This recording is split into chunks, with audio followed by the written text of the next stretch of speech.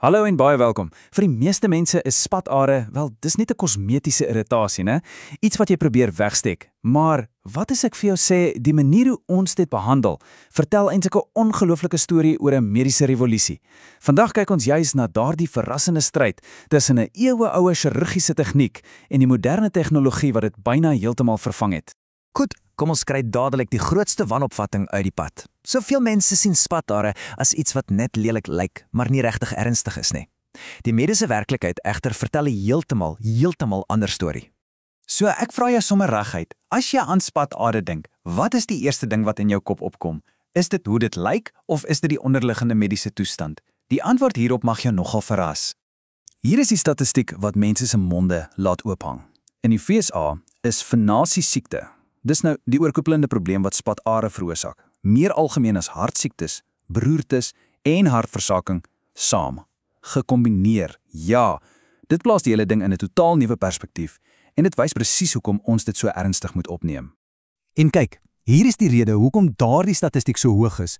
Dit gaan oor die daaglikse lewe van pasiënte. Ons praat nie net van iets wat jy sien nie, ons praat van iets wat jy voel. Konstante pyn, swelling, daai gevoel van swaarheid in die bene. En in erger gevalle, bloedklonte, bloeding en selfs pynlike velulkusse wat net weier om gesond te word. Dis die goed wat mense uiteindelik dokter toe stuur, nie net die voorkoms nie. Goed, so hoe het ons hierdie probleem in die ou dae hanteer? Wel, vir omtrent 100 jaar was daar basies een hoofantwoord, 'n operasie wat bekend staan as aarstripping. Dit was die goue standaard, die staatmaker van aarbehandeling. So, wat presies is hierdie ligasie en stripping of sommer net LNS? Dink daaraan soos om 'n stukkende pyp in jou huis te verwyder. Ligasie beteken die chirurg bind die aar af, gewoonlik waar dit aan 'n dieper aar koppel. En stripping is presies wat dit sê, die fisiese verwydering van daardie hele aar uit die been, 'n baie direkte, amper meganiese benadering. Maar daai direkte benadering het, wel, dit het 'n reputasie gehad. En hierdie aanhaling uit een van ons bronne som dit perfek op.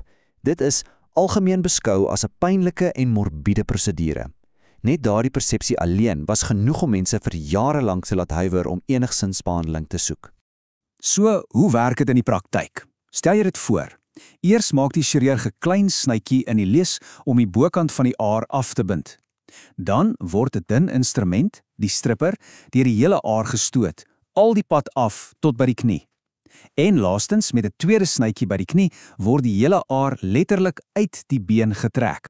Maar toe, met die aanbreek van die 21ste eeu, het 'n revolusie gebeur. 'n Splinternuwe, baie minder indringende tegniek genaamd endovenous ablation of EVA het op die toneel verskyn en dit het alles verander. Nou, dis juis hier waar dit interessant raak, want dit wys die fundamentele verskil. LNS verwyder die aar heeltemal. EVA, aan die ander kant, los die aar waar hy is, maar gebruik hitte-energie van 'n laser of radiofrekwensie om die aar van binne af toe te skroei en te seël. Die liggaam is slim, hy herlei dan sommer die bloedvloei na ander gesonde are. En hierdie grafiek, dit wys jou presies hoe vinnig hierdie verandering gebeur het. Kyk gou hier. In 1999 was daar 155.000 LNS-prosedures en basies geen EVA nie. Teen 2016 het LNS-prosedures gekrimp tot minder as 30.000, terwyl EVA die hoogte ingeskiet het na meer as 355.000. Dis nie net 'n verandering nie, dis 'n seismiese verskywing in die mediese wêreld. So, dit bring ons by die kern van die saak, die groot tweestryd. Hoe vergelyk hierdie twee metodes nou eintlik direk met mekaar? Die ou kampioen teen die nuwe aanspraakmaker. Wel, vir die meeste mense is die uitspraak redelik duidelik. Amptelike mediese riglyne beveel vandag ablasie bo chirurgie aan. En die redes is eenvoudig. Minder pyn na die operasie en 'n baie vinniger hersteltyd en terugkeer na jou normale lewe. Hierdie tabel som dit eintlik perfek op uit die pasiënt se oogpunt. Minder pyn, vinniger herstel met EVA. Dis duidelik. Maar kyk gou na die laaste ry. Dis nogal interessant. As die probleem wel terugkom, is die rede anders. Met LNS is dit dikwels neovaskularisasie. Dis nou die liggaam wat nuwe klein aartjies in die littekenweefsel groei. Met EVA is dit rekanalisasie, die verseelde aar wat mettertyd weer oopgaan.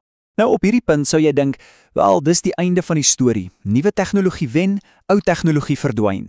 Maar hier is die verrassende wending. Aarstripping is nog lank nie dood en begrawe nie. Dit laat 'n mens met die vraag, as ablasie dan soveel beter is vir die meeste mense, hoekom bestaan LNS enigsins nog? Wanneer op aarde sou 'n chirurg doelbewus die ouer, meer indringende metode kies? En hier is die antwoord. Chirurgie bly die beste en soms die enigste opsie in 'n paar baie spesifieke gevalle. Byvoorbeeld, as 'n aar uiters groot is, ek praat van meer as 2,5 cm in deursnee, of as dit reg onder die vel lê waar die hitte van ablasie die vel kan brand. Ook, as die aar baie gedraai en gekronkel is of vol littetekens is van ou bloedklontes, is dit dikwels fisies onmoontlik om die ablasiekateter daardeur te kry. In daardie gevalle is die ou metode steeds die beste. So, wat is die uiteindelike boodskap van hierdie hele verhaal? Dis dat daar nie een enkele beste behandeling vir almal is nie. Daai era van 'n een groot pas almal benadering, dit is verby. Hierdie aanhaling sê dit alles. 'n Goeie spesialis is nie net aan een tegniek getrou nie.